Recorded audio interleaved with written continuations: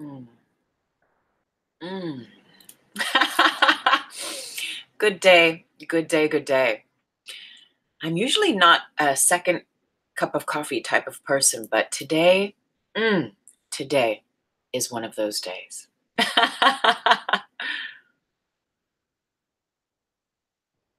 I'm so very grateful to be here with you this morning. Blessings, everyone. I am Tuesday May Thomas, and this is our weekly live stream, 4D Trinity.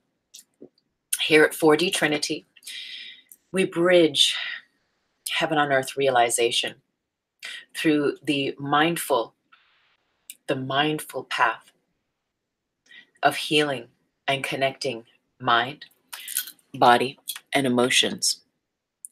We create unity. We learn how to create unity and connection through those seeming separate parts of self. Pardon me. And through that connecting with those seeming separate parts of self, there's a direct line leading into our hearts that assists us to serve and be served, to be heard, and to bring down to earth the experience of love for ourselves first and foremost, that we may be nourished and fortified and blessed by that experience. And from that space, all that we come into contact with is blessed by that love that is infinite.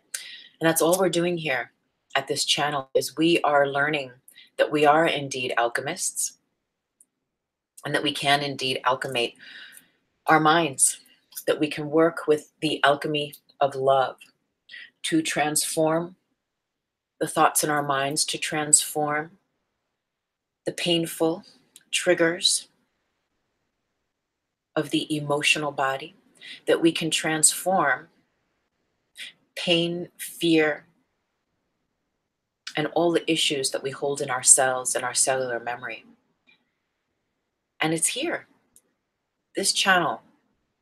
I pray and I affirm that everything I share here truly serves your path of spiritual growth and sovereignty, that we may be free of all the ties that bind us to the past self, to the past wounds, the past hurts, whether those past versions of self be they from this lifetime or from many lifetimes, whether they be your own lifetimes or in the genetic lineages that somehow you have agreed upon through sacred contract or otherwise to hold, to carry, to bear in this life. So good. Okay, so today's a big one. We're going to get right into it. I have a lot of notes and I have a lot of stories, so chill out, relax, get your cup of coffee or your cup of tea. And thank you again for joining, everyone. I truly love and appreciate this platform. I have two platforms that I really enjoy being on, and YouTube is one and Instagram is the other. If you're new to this channel, thank you so much for stopping by, for listening, and may you receive what you've stopped by for. May you receive a sacred message of healing, a sacred blessing that speaks to you at this time. Alcohol, sobriety, and the higher self. Well, what a combo. What a combo. Those three words, those three grids, those three players together, huh? Indeed. Alcohol. You know, I spent 10 years of my life growing up in Ireland from the age of 14 till the age of 24. And I already was learning how to drink here in the States as a young teenager, as a youth. And when I got to Ireland, it went into fast forward because I looked old enough to get into all the pubs without being ID'd. Back in the day, you only had to be 18. I'm sure it's probably the same in Ireland. You only had to be 18 to get into the pubs. And I already looked mature in that way. And so my training began right there. As soon as I took off, I got into Ireland and not only was able to get into pubs, but was then hanging out with individuals that were older than me and that had stronger drinking patterns and habits. But besides that, to be social and to drink is a mainstay in that country, or at least it was when I moved there in 1986.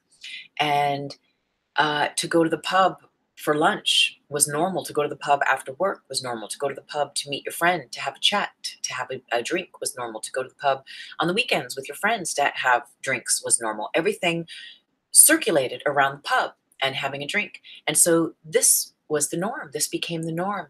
And I learned how to drink a lot. I learned how to drink very, very well. Now, the reason why I'm telling you this is because I've shared this story before with you. And the main premise that I want to convey at the beginning here of our conversation is that alcohol, drugs, no matter what drugs it is, excuse me, and the spiritual path are somehow in this world combined together, and they can and they do work together to the degree that you work with them. Now, I'm not saying green light to perpetuate harmful addictions, to perpetuate harmful patterns in your life that you know do not serve you.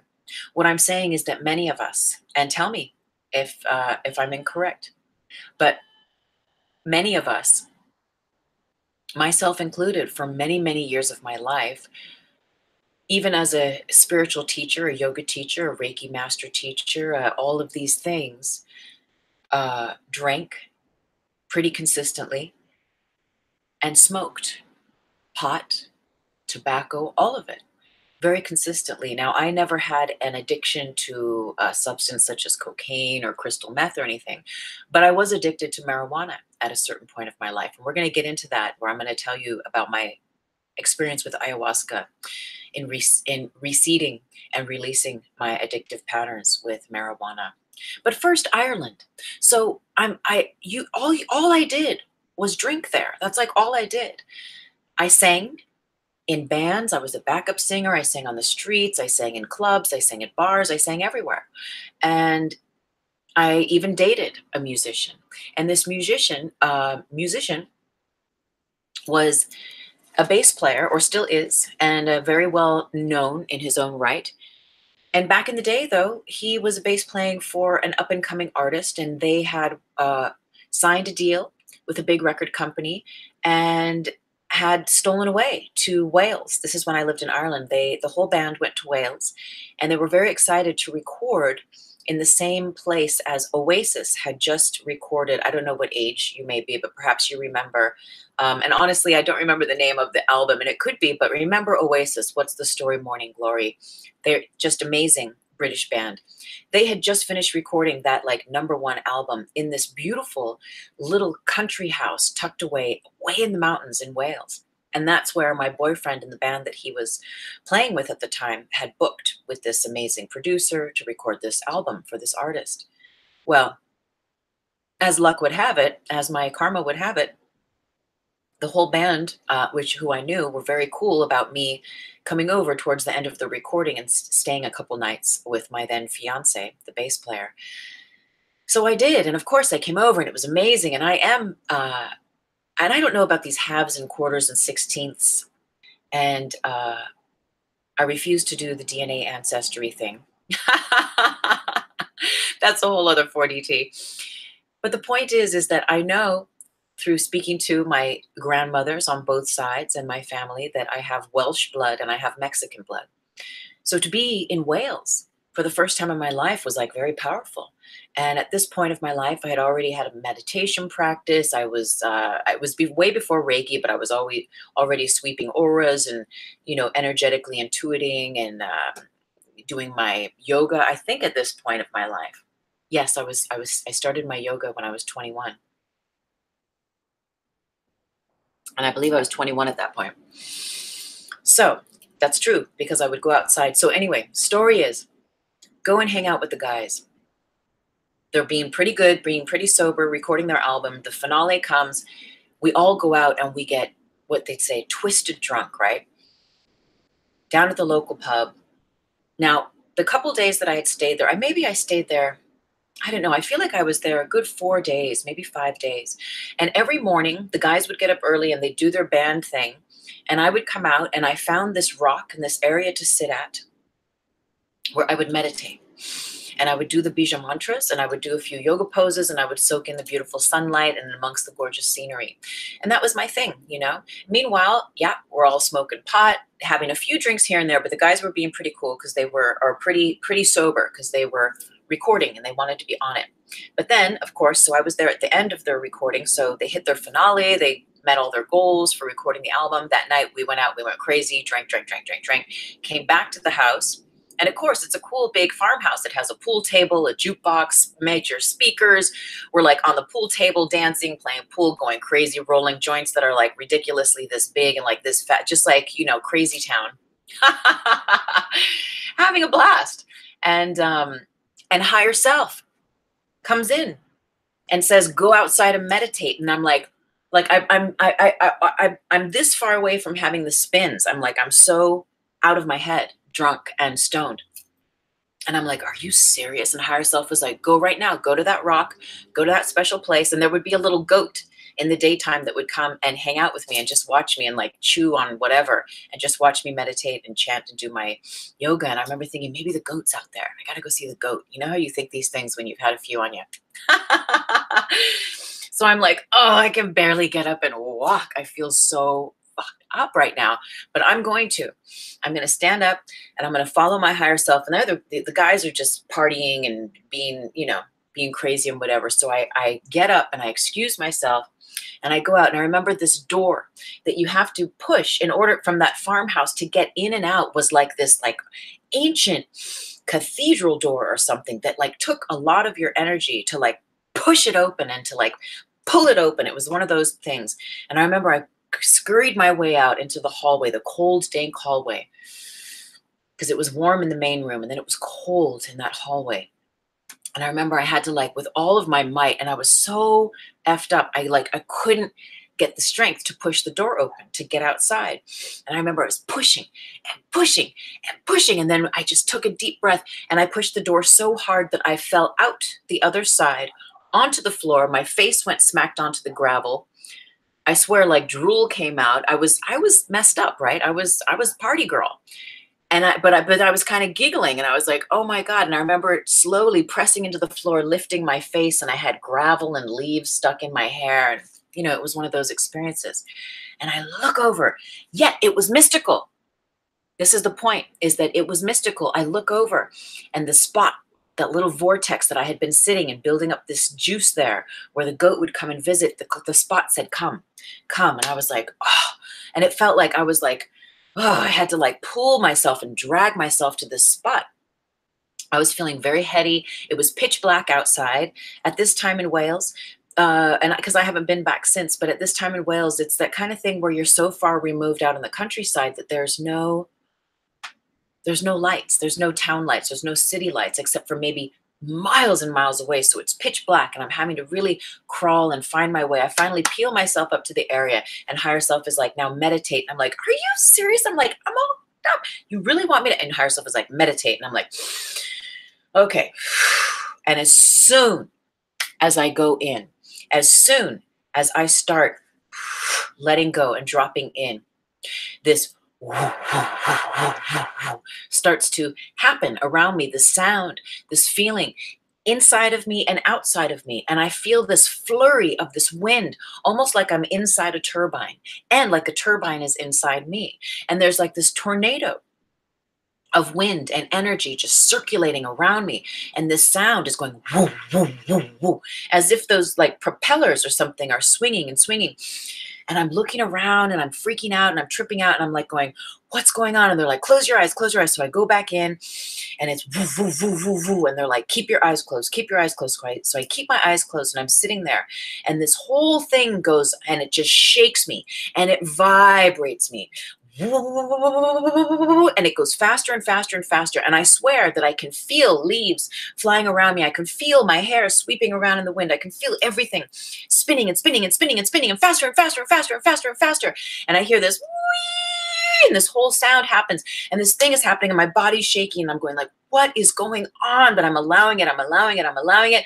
I'm allowing it. And then it peaks.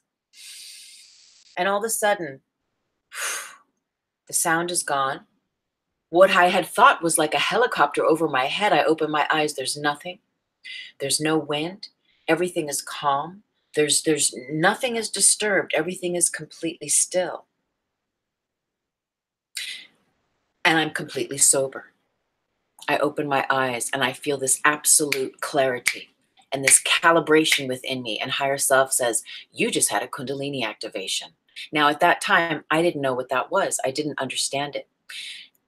Later, when I went back home to LA and I looked up what all this stuff meant and had some divine insights given from other people, I realized what had happened. The point is, my friends, is that no matter how much into a substance, into a pattern that you may be, spirit will still use you. Spirit will still find you, depending on what your path is in this life, on what a bringer of light you are in this life, what your contracts are in this life for the space for you to hold. Spirit will use you. It will use you and it will remind you. And it will create the correct conditions in certain spaces and vortexes and places that when you are there and you have arrived, if you listen to its guidance, it will use you.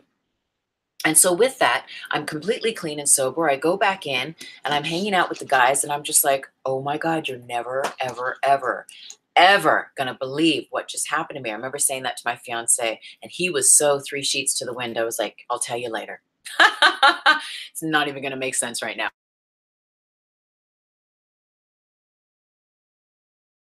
Of mine living in Ireland at the time. Now, you see, looking back, we realized that we were all, I mean, in a bubble of light, we were all alcoholics. We were all so deeply embedded in this. I mean, and it becomes a pattern. When you just drink, drink, drink, drink, drink, it becomes the norm. It becomes your norm. And there's nothing wrong with that norm, right? Until you realize that it's time to change. And something that had happened to her is that she was doing her usual, drinking, drinking, drinking. And, but also being called by spirit to meditate, meditate, meditate, and to do this work and to have this spiritual practice and all these good things.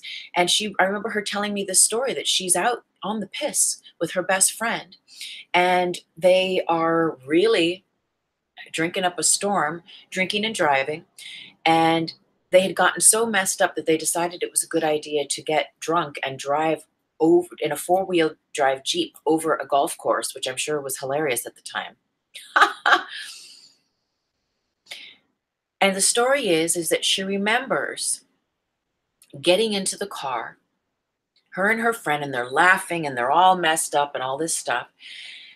And she's sitting there and she's trying to put the seatbelt on or she's trying to fuss around with something. And she knows that she's effed up. And she knows that they're doing this crazy adventure, but she doesn't care. She's like in it. And all of a sudden she hears and feels like this tap on her shoulder from spirit. And it says, stop drinking. Stop drinking the way that you're drinking. And she's like, who said that? What's going on? Who said? And it's like, stop drinking. And she's like, whatever. And at that moment, she says that she was literally pushed out of the car onto the floor, like onto the ground. She was pushed by spirit, by her higher self, her guides. No evil forces here, but she was pushed out of the car onto the floor. And she said in that moment, she sobered and she realized that spirit was talking to her and was telling her, enough is enough. Find moderation, find balance. And so, again, the point is that we can go through our lives. I know many people, I know many people that are Reiki masters. and that are cocaine addicts at the same time.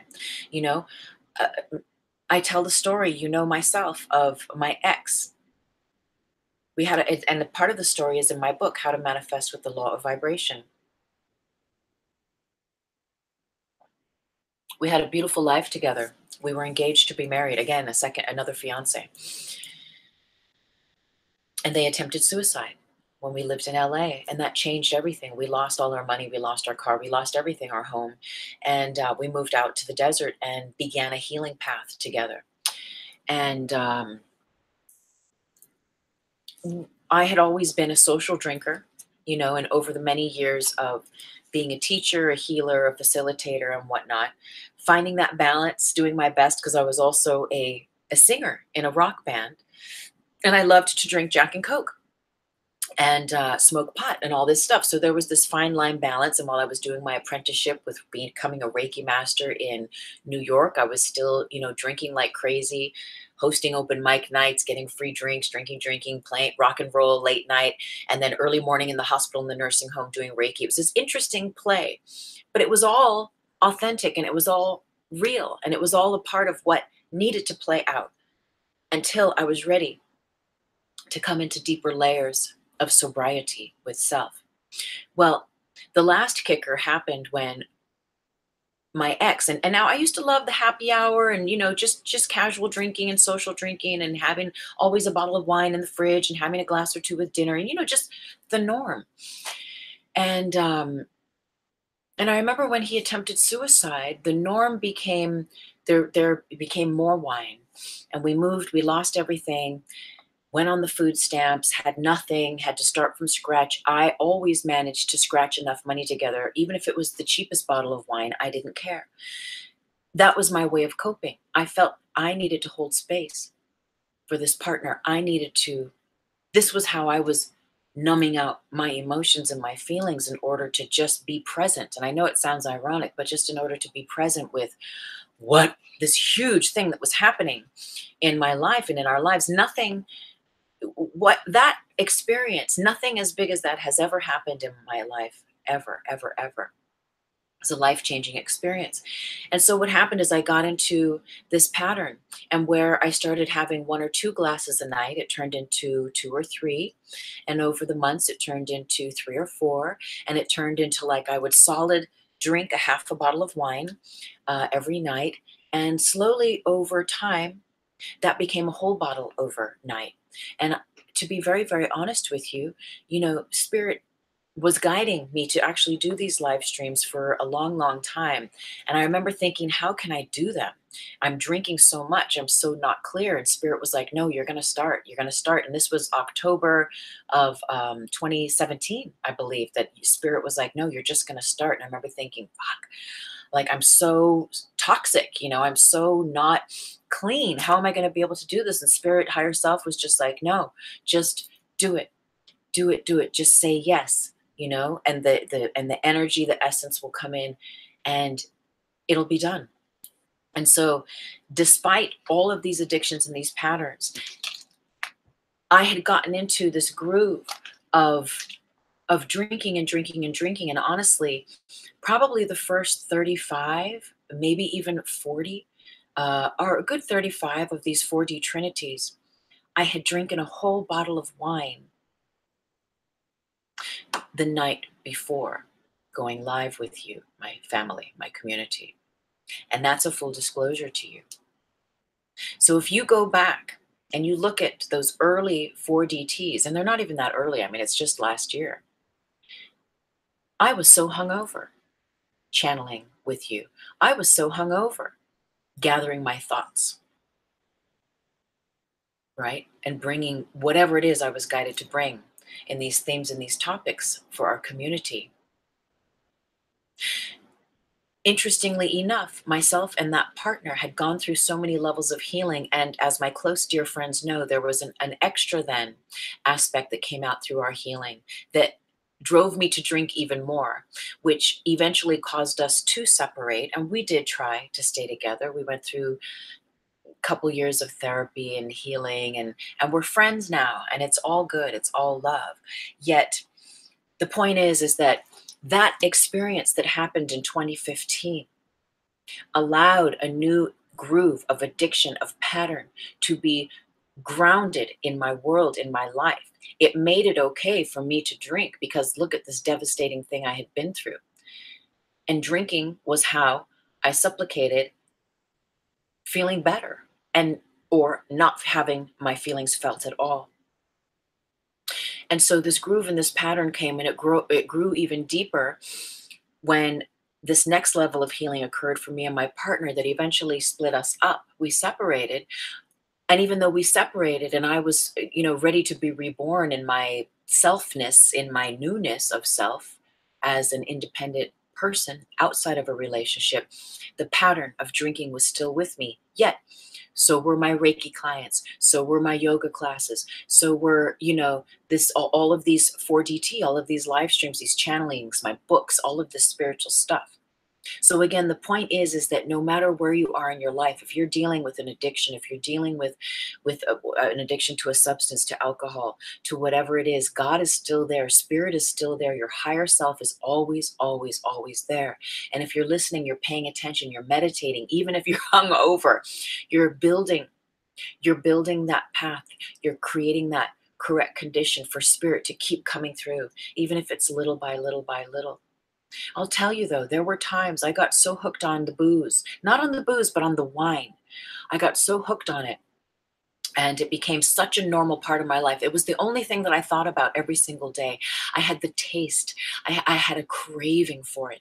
It was a chemical, emotional. Had become, the addiction had become so ingrained in me, and it had become such a part of my daily life that even if I could only afford those little 99-cent bottles at the Walgreens, that's what I would get. If I could get one, if I could get two of those. And I remember I'd try to be like, okay, let me try to be good and not drink a whole bottle of wine. I'll just buy one or two of those little ones and try to space it out. Like I remember becoming aware at a certain point where I was going, I think this is like a pattern. This is like an addiction. Whoa. And I started really paying attention to it. And when I really started recognizing it was when I was going to teach yoga and realizing how hungover, when you drink every day, you're constantly drunk. You're buzzed. You're buzzed. And on one hand, it doesn't take as much to get as buzzed when you start drinking. But on the other hand, your tolerance becomes greater. So it's this very interesting equilibrium. But I remember being in yoga and wanting to teach certain poses and realizing I can't. Because I can't balance on one leg. I'm still hungover. This is 5 o'clock the next evening from the night before of drinking consistently. And I can't teach certain poses in my class to my dear students because I'm wobbly, because I'm still fucked up. And I remember, I'm going to show you this screenshot. If you follow me on Instagram, you may have remembered this. And I had to actually look back because I was like, when was that? It seems closer than not. But I want to show you this picture because I know our theme has to do with higher self. And this says, I remember one night I'm sitting here and I'm drinking and and again, though, I'm drinking. I get up, I do my meditations, I'm doing my Reiki on myself, but I'm still drinking. I'm detoxing, I'm retoxing, but the whole time I'm toxic. The whole time. There's this constant bottle of wine being poured into me. And I remember one night, now I'm going to hold this up and see if you can see this picture. I posted this on Instagram. I remember one night I was halfway through a bottle of wine and higher self came in. And higher self said, stop drinking wine. And I was like, excuse me? Stop drinking wine, higher self said.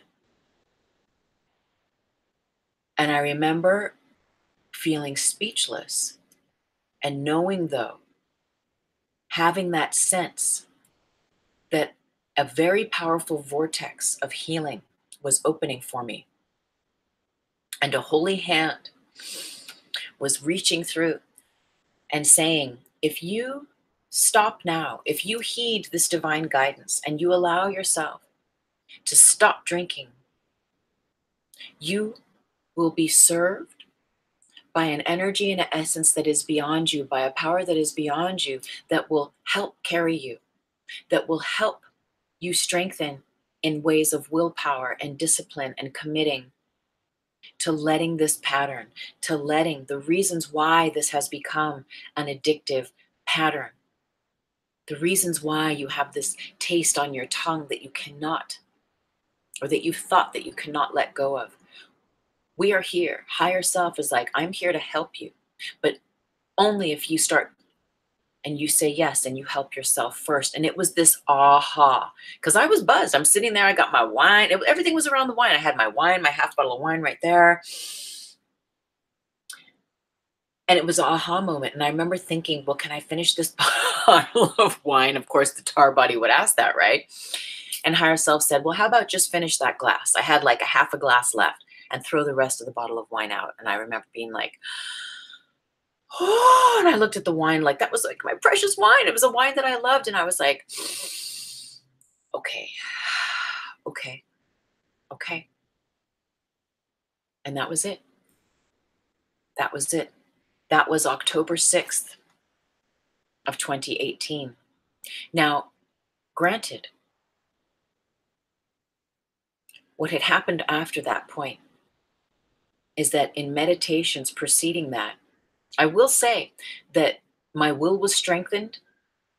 Within 3 days, the craving, whatever that thing that I was like, I want to taste that wine, that disappeared. It has not come back. It disappeared completely. And the loop of me thinking about going to Trader Joe's or going to Ralph's or whatever, wherever that wine that I really wanted would be, I would spend all of my last money. I would count pennies just to drink wine. And if you understand, right, if that's drugs for you, if that's something else for you, you get it. And that those thoughts, those circulating of thoughts had disappeared. And I remember being outside, rolling and smoking one of my cigarettes, and higher self said, now, you're never going to drink wine again. And I remember thinking like, well, wait a minute. Are you joking me? Like, I thought we were just taking a break. Like, I thought I was just detoxing or something for 30 days. Or because, when you tune into higher self, often it's on an as needed basis where you will be guided, and you learned how to trust that over the years. Drugs or no drugs, right? If you have a sincere connection in that way with your path, you learn because you've practiced and because you know from experience that you will be guided. And so, but I was assuming that, oh, we're doing like a 30-day cleanse or something. Higher self was like, no, no, no. Wine doesn't serve you. Let go of ever drinking wine again. And I remember I was like, like a part of my pattern in my tar body was destroyed, was distraught at that thought, because I thought, but the wine is like, I love wine. And what do you mean? And it pairs so well with certain cheeses and chocolate and all my little excuses. And higher self is like, yes, yes, yes, yes, yes, yes, but no. And so this was this next layer where I had gone through, like, maybe at this point I was a little over a week in of my no drinking. And so I was building up some chi. I was building up a little clarity. The filmy, grainy filter that had amassed in my aura was beginning to not be released yet, but to beginning to departiculate. It was becoming gently unstuck, like a layer of tar. It was starting to unstick and not dissolve yet, but to become, instead of a thick, firm layer, it was beginning to soften. And I remember thinking like, I don't know about that. I don't know about that. And higher self is like, trust me, no wine, no alcohol. And I was like, and I remember thinking like, well, wait a minute, you just said no wine. Now you're saying no alcohol. And I was having this whole conversation going like, I can't let go of no alcohol. And they're like, no alcohol. And I was like, wait a minute, but I'm like, I have Irish roots and I can't, I mean, we drink, and what if I want to have a drink, and can I just be responsible? And higher self is like, no alcohol. And I remember thinking like, well, no wine is one thing, but like no alcohol. And higher self is like, no alcohol. And I was like, I got real sad and kind of upset. And I was like, man, this sucks. Because alcohol was such a big part of my life. And I loved to have a drink from time to time, outside of the addictive pattern with wine. And I remember higher self, though, it reminded me, it said, now this is part 2 of this vortex that we're offering you. This is part 2 of this channel for change, of this portal for yourself. You've been asking for healing. You've been praying to be shown how you can heal your life. You've been asking for this. And this is how this is coming through. Do you say yes or do you say no? Are you in agreement or not? And I remember thinking, whoa, like really feeling this divine clarity. And I'm drinking my kombucha, and higher self was like, you can drink kombucha. And even though there's like trace percents amount of alcohol, higher self is like, it's fine. You can drink kombucha. Just no alcohol in the way that you've known it in the past. So after all this drudging this up, I finally just said yes. I said, okay. And funny enough, so this is what you'll find with higher self. As the moorings of the self who you thought you were begin to loosen, and you say yes in big ways to your life changing, to your patterns changing, to parts of yourself changing, higher self will come in and it will ask you to do these crazy things that you're like no alcohol. It's one thing, no wine, right? Ever again, but no alcohol. I was like, no way. So, but I just said, okay, yes. I just surrendered. I just said yes. And what happened then is that the next week, again, I'm sitting outside having my evening sagerette. And often when I'm sitting out there, spirit will come. Spirit's always here, and we'll have a conversation, or there'll be a little vision or whatever it is. And spirit came through and asked me to close my eyes and to sit tall in a meditation, put the sagerette down, which is often what will happen when I'm out there having a sagerette, and higher self will say, okay, pull your plugs. You haven't pulled your plugs in a while. It'll say, put the tea down, put the sagerette down, uncross, place your feet, and really be present with this. So I'm sitting there and I'm meditating, and higher self, spirit comes in and places a golden nugget, a beautiful golden nugget, into my crystalline tube. And as if my tube is filled with water, I'm getting plasma. As if it's filled with a liquid, this golden nugget swishes down. And as it swishes down into the tube, tiny particulates of gold begin to wash off of it and in through my tube. And I'm just going, whoa. And I'm watching this in this little meditation. And I said, oh, thank you. I don't know what this means, but thank you. Now, granted, at the same time, I was, and I still am, and we'll talk about this later. I feel that I need to further integrate it before I can talk about it, but I was looking into this idea of this Christos, of this sacred juice, this sacred nectar that is contained in the spinal fluid in the body, that at certain points and over the month become triggered as Christos, as Christ light, as Christ nectar in the brain and through the spinal channels. And I had been looking into that and doing some research and playing with those ideas. And I thought about that briefly as this golden nugget came in, and I didn't think anything of it. It happened, and then I was like, oh, here I am back, relight the sagerette, finish my cup of tea, I'm out there, don't think anything of it. And it was shortly thereafter, probably within a couple of weeks, that that Relivar came. As you know, if you watch these shows, or if you watched the 4D Trinity some time ago called The Violet Flame, I talk at the very end of that about how this entity came. This entity. Hello. Good morning. Hi.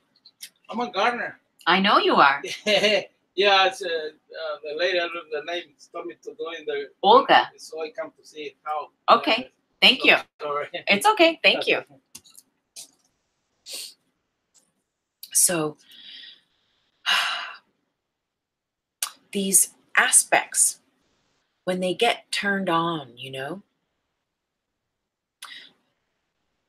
allow us to enter these deeper gateways of self. And so what happened is, after this golden nugget, is that this luminous crystals entity named Relivar introduced himself and told me that he's been channeling through me for some time and that he has been integrating through me the heaven on earth teachings. He is a fractal aspect of the violet flame with Saint Germain. And so this is just mind-blowing stuff here. The point is, Spirit will use you. Spirit is using you, no matter your addictions, no matter your alcohol, no matter your path. Because remembering that the ultimate truth is that you are love. And all we're doing, all our patterns of addiction, of alcohol, of drugs are doing, we are running these karmas. We are using these substances, these experiences to run out these layers of lessons, to eventually come back to who we are. And so the point is, maybe there is an entity waiting to channel with you. Maybe it's just your higher self that is seeking a clear connection to you. You know, your higher self contains the blueprint of your perfection, your perfect health in your body, your perfect mental health, your perfect emotional health. Your higher self is that part of us that whispers to us, that does not shout or doesn't scream or doesn't push us, right? The tar, the shadow, the ego is the loudest voice in us. God, higher self, love, right? Those are those subtle whispers. And that's why we are such advocates here of meditating.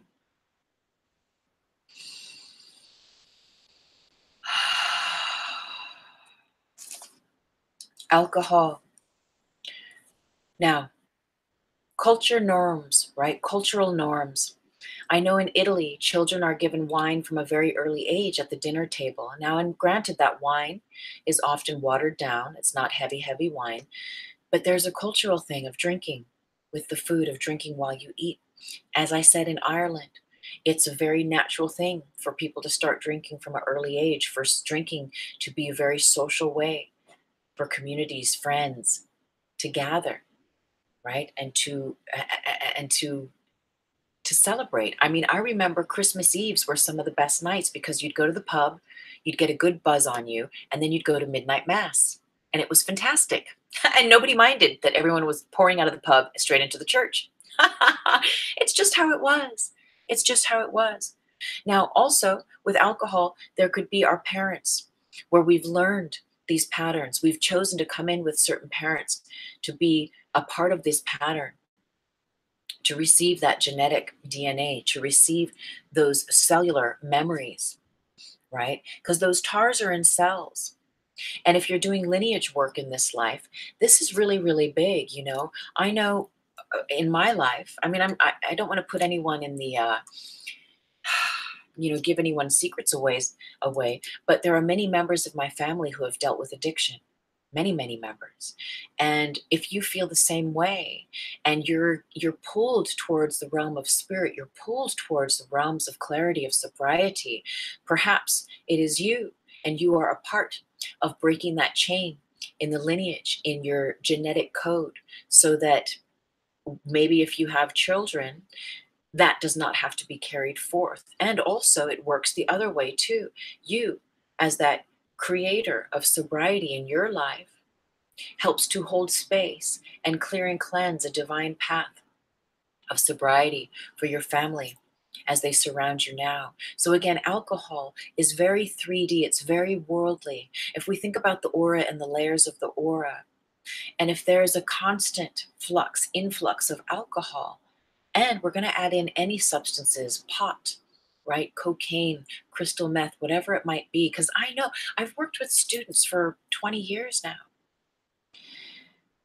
and many with addictions that have purity in their heart, that are guided to be attuned to level 1 to level 2, that want to learn yoga, that are seeking to learn how to heal their lives and meditate, etc., etc. Yet they're working on this pattern, they're working with this addiction, they're working with this layer of film, with this tar at the same time. They're dancing with the tars, they're learning how to dance and find that balance for themselves step by step by step. And so learning that in your aura, there's a film and a layer that happens, a filmy, grainy, blurry film that occurs through the repetition of taking alcohol into the system. There is a smoke screen that is created when one smokes, right? Whether that is tobacco, that is one level of a smoke screen in your filters. Marijuana. I remember with marijuana, and I'll tell you the ayahuasca story a little later, but in general, I've smoked marijuana for many, many years of my life. And as I had mentioned, I had an addiction with that sacred herb at a point of my life. And I remember smoking so much, just smoking, as many smokers do. It becomes a part of your life. It just becomes a part of your life, smoking pot. And I remember higher self saying, like, will you just stop it? Will you just stop smoking? Ah, and that reminds me, I got to come back to that other higher self story. Will you just stop smoking pot? And it showed me, like it just showed me. It said, this is what your aura looks like. And I was like, whoa. Number one, the physical body, the lungs, full of smoke, just full of smoke. Even with the pranayamas, even with the Reiki, even with the, there's just full of smoke, right? All of my chakras, smoke, just like smoke screens in there. My aura, big, smoky, full, just aura full of smoke, just a huge layer of smoke. And higher self is like, your lungs are full of smoke, your filters and your chakras are full of smoke, your aura has a huge layer of this filmy, blurry smoke screen in it.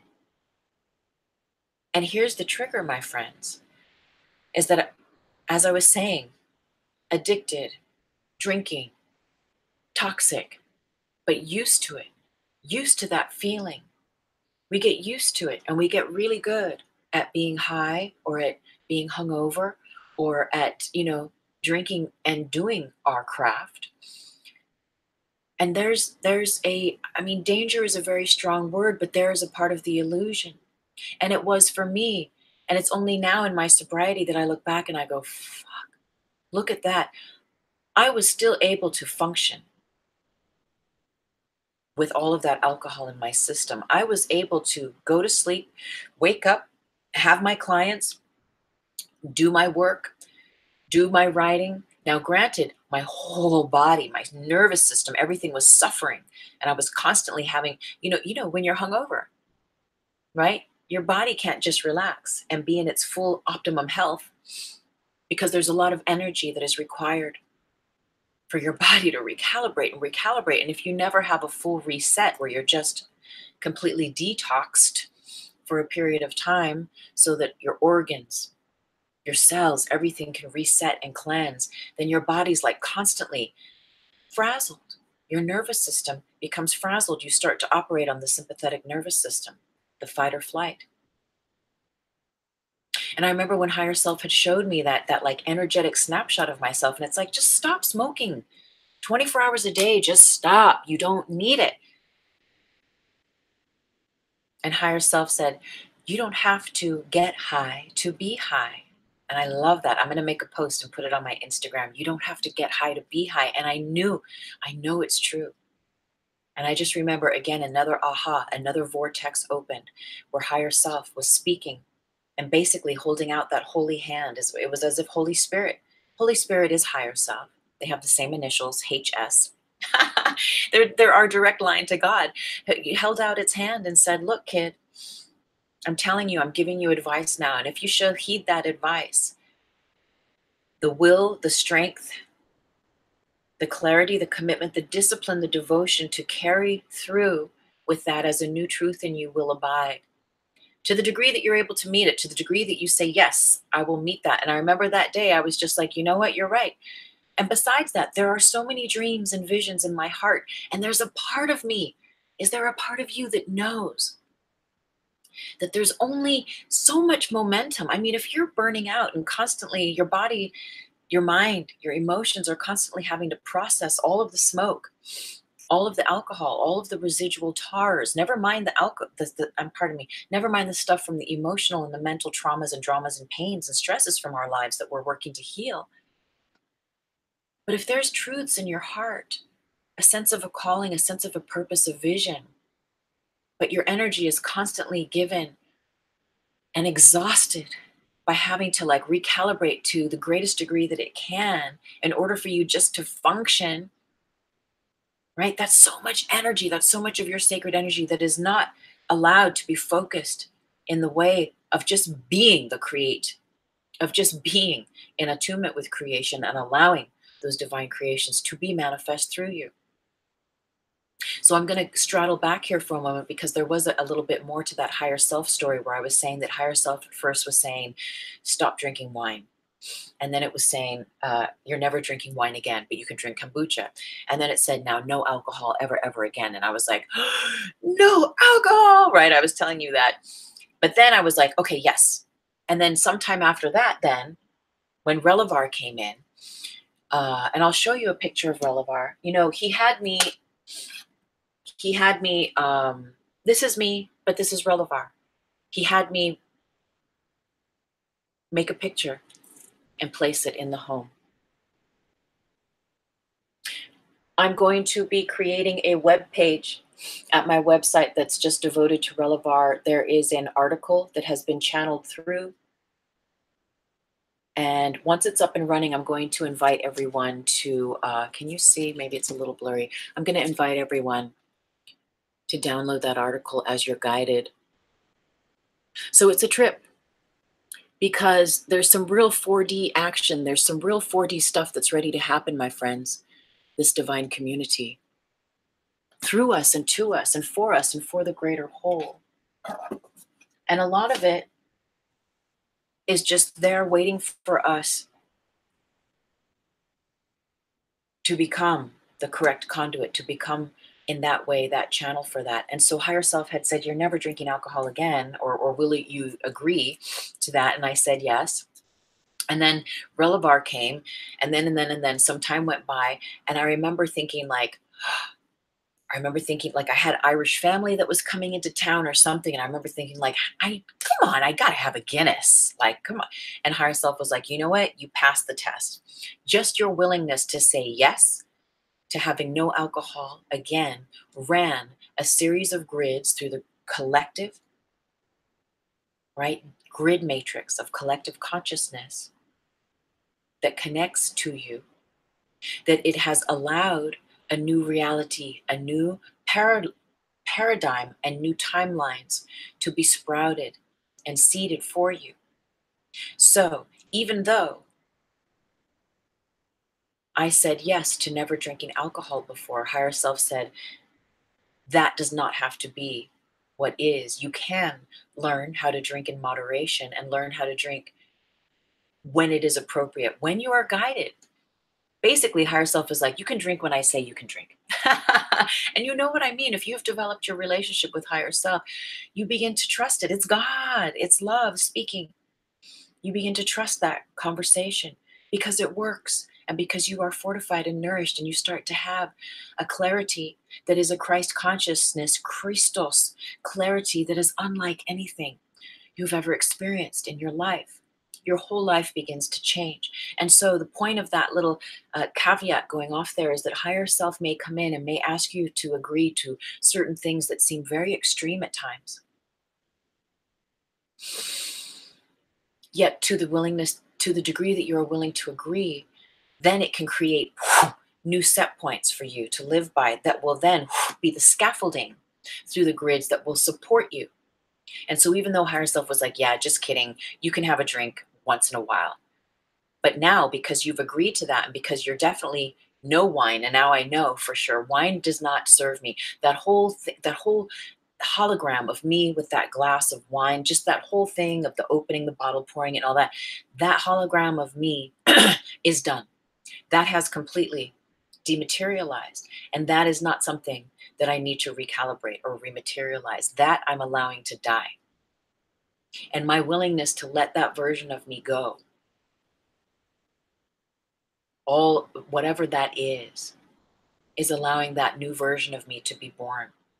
And in this new version of me, I've agreed, right, to never drink wine again, and it feels so right to me. But I also, in that fun little trickster agreement with higher self that said never again alcohol, and I said okay, again it created all these new synapses within me, all these new grids without of me that are holding space for me to have new ways of thinking about alcohol, right, in the hidden invisible realms, just through my agreement of saying no. So I go to Seattle to visit my sister, and now she's a drinker. Pardon me. She's a drinker. We're Irish. I mean, I'm not Irish by blood, but by living there for 10 years, I'm Irish. I have Irish family. And my sister was born in Ireland. Anyway, she's a good drinker. Good old drinker. And I remember myself and my Irish stepfather were going to visit her in Seattle. And we went over there, and I knew that, but I was already on this no wine thing, and I hadn't been drinking alcohol. And higher self said, listen, you can drink, if you're going to drink. And then higher self tricked me again. And higher self said, okay, this is what you can drink. You can drink an alcohol, right? No wine, but you can drink an alcohol on ice. And I thought, ooh, I've never been one of those drinkers. And higher self is like, and you'll just have one. If you have an inkling at all, you'll just have one, and it'll be very satisfying. And I remember thinking like, oh, well, that's an interesting thing that they're putting into my mind-body continuum awareness. And we go to Seattle, and I knew that I was going to have a drink or two with the fam, with my Irish fam. So I was like preparing. And we went on this beautiful hike, and we find this beautiful Irish pub, and it's raining outside, and the fireplace is on, and higher self is like, there you go, have your Guinness. And I hadn't had a Guinness in ages, and I just got a glass of Guinness, and I tell you, it was the most delicious, satisfying thing in the world. And I was like, and higher self is like, you see, you can be satisfied. You can have a smaller portion, and you can enjoy it in a very different way. And I was like, yes, yes. So there were these new things sprouting. Cut to another night or two, we go out for a meal, and we're in this beautiful place.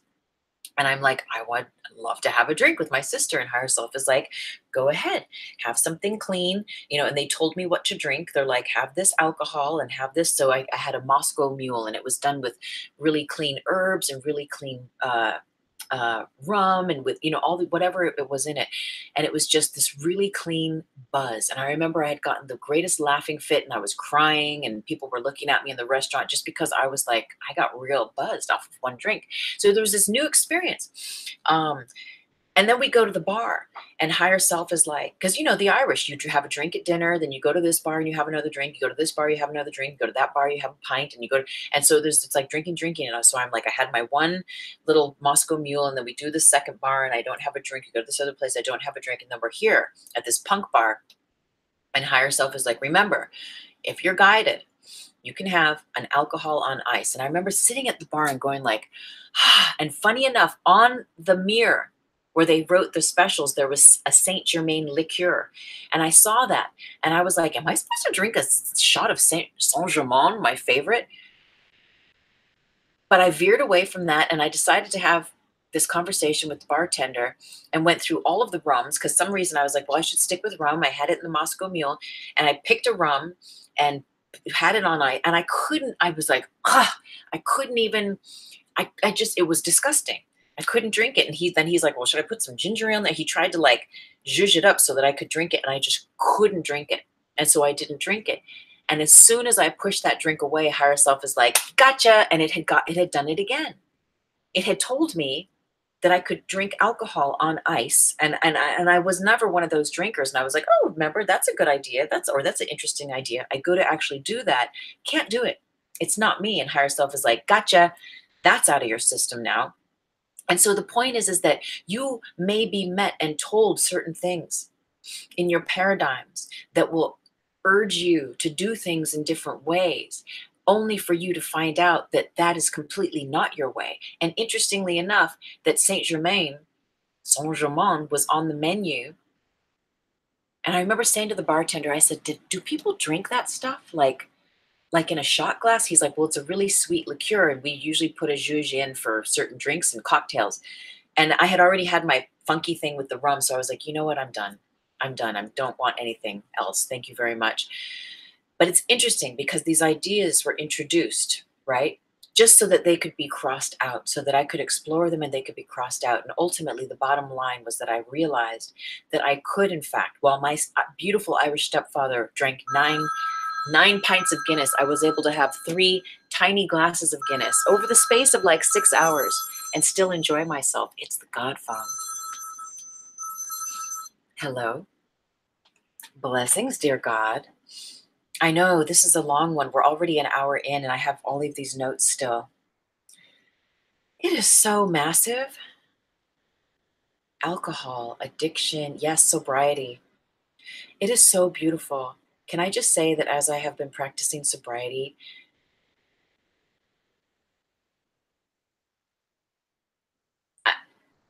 there's so many things actually I want to say, God. I'm trying to think of what is the best thing. But ultimately, my whole life has changed, and I'm so very grateful. I'm so very grateful for the strength and the fortification that the power that you are, that is love, has served me with. So thank you, dear God.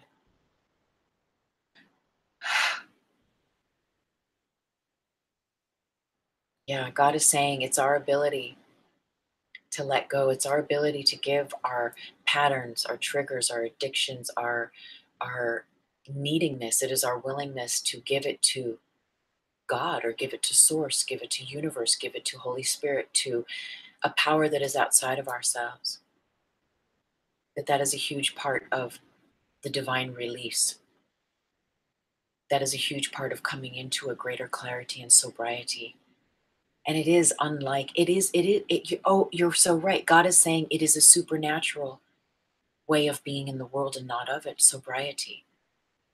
And God is also saying now it does not mean that one cannot enjoy the sacred herb, the sacred blessing of certain alcohols. It is to be mindful. I'm just transmitting what God is saying here. God is saying it is to be mindful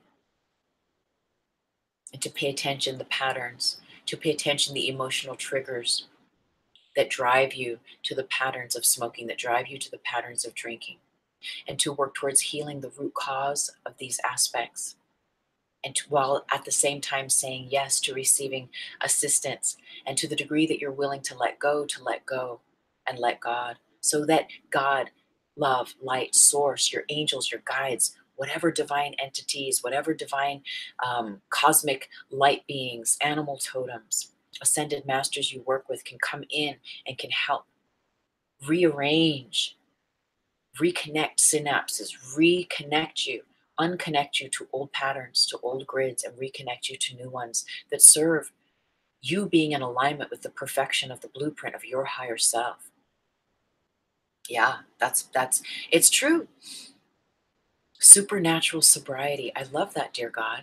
And again, God is saying you do not have to, you do not have to give everything up, although you might. You might. But where we can learn that balance and that moderation, it can be so for us. It can be so for us. And we can be still in the world and not of it. And walk with those clear filters of self, walk with those clear auras of self. And now God is talking about how,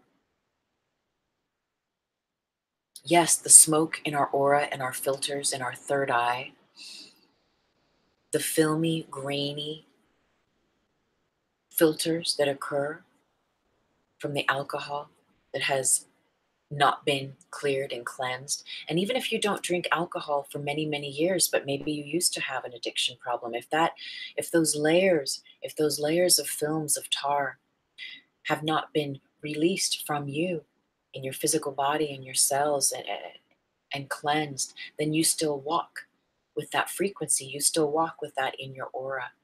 And so what happens is that draws to you those tars, those like energies, or those lessons that are specific to that drug, that formula, that wine, that whatever. And sometimes those lessons have to do with other people outside of ourselves, but sometimes those lessons have to do with our own internal dialogue, with who we are and who we are becoming, and being attuned to our calling every moment. This is so powerful, dear God. Thank you. You want me to read from the little black book? Are you serious? Yeah, I think it's here on the shelf. Okay, I will. Okay, God says hi and namaste, everyone. And God says, hi, Will. Thank you. And namaste. I love you. Blessings. Wow. Okay, major download. Here it is. So God wants me to read something out of my little black book here in a bit. But let's think about this. So thank you, Will, for saying hi. And if anyone is out there watching, and if you feel to say hi in the comments, I receive it. If you have a comment, if you have something you want to talk about, I receive it. Let's talk about it with regard to this. If there's a question, please feel free. Feel free to drop a line in. So again, there's this idea that when we walk with this film, with this smoke, with these aspects in our aura, it is keeping us bound into the binary. It is keeping us bound into this 3D realm of reacting versus responding, of triggers, of pain, of shame, of blame, of all the polarity that this world has. And as we cleanse, as we clear and release these layers, you see there's less parts of the 3D in us for the 3D to get stuck. As we walk in the world through our aura and there is this toxic layer, where residual alcohol, the smoke from constantly smoking pot, the crystal meth, the cocaine, the whatever it is, as we walk with that, that creates a netting in our aura. And in that netting, it's almost like a spider web, right? Woven of that substance or of that smoke, of that alcohol, of that drug. And wherever we walk, everything in the world has to filter through us, right? It filters through our aura, it filters through us. And if there's those particulates of these substances, of the smokiness, of this wine, of whatever it is, of this alcohol in our aura, in this net of self, then all like substances, all like energies get stuck, more 3D gets stuck in us. And so it's as if we're wearing lead boots and we are stuck in the world. And we have more of a feeling of being in the world and not of it. Even if you meditate every day and you do your Reiki every day. I was very aware, right? Aren't you very aware that it's exhausting? Are you very aware, if you are a consistent smoker, that your filters, that your lenses are smoky? Right? Even if you do your pranayamas, and again, we're like detoxing just to retox, right? I was doing my Reiki, meditating, chanting, just to like get a little cleaner. And then by 5 o'clock, pouring that bottle of wine back in the system and retoxing. There's a powerful, powerful reset that can happen within us. So where is your higher self, or where has your higher self asked you or invited you to make changes in your habits and your patterns when it comes to alcohol? I'm so curious. If you watch this later and maybe you don't want to talk about it, and I get it because it's personal. It's very personal. But maybe later, if you watch this after the live stream and you want to comment down below, I'd be so interested to know if you have ever had those similar conversations from higher self, where higher self is encouraging you to change your ways.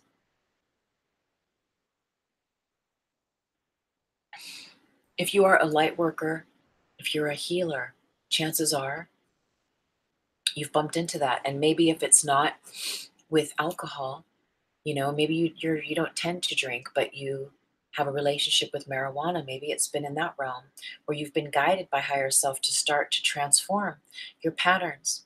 I know for some people, and we've talked about this before, it's transformed where it would have been wake and bake all the way until you go to sleep, and perhaps over time higher self has said, okay, why don't you wait until later in the day, until you get your quote work done, and then you can start to smoke. And so I know plenty of people where that has happened. And then it's like higher self might say, well, maybe just one at night, just one puff instead of 5 puffs or whatever, say, right, in the evening. And so people are, oh, okay. So they start to explore that. And then higher self might say, just one day a week, or just on the weekends, or not at all. And every time we agree, as it resonates as truth for us, what happens again is new synapses can be born within us, new grids. And that grid matrix of collective consciousness can be born for us as well. We can start to plug in to a different version of ourselves and start to allow that new wiring to manifest through us, that new wiring, pardon me, excuse me, that connects us to God, that connects us to truth, to happen.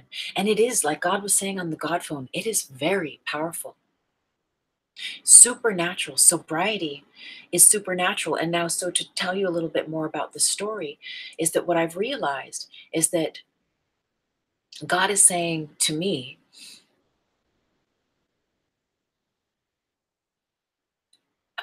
in my willingness, in my little willingness to say yes to never drink again, all of those set points have been run, and now we're back in the place of like, oh, wait, no, I can have a drink.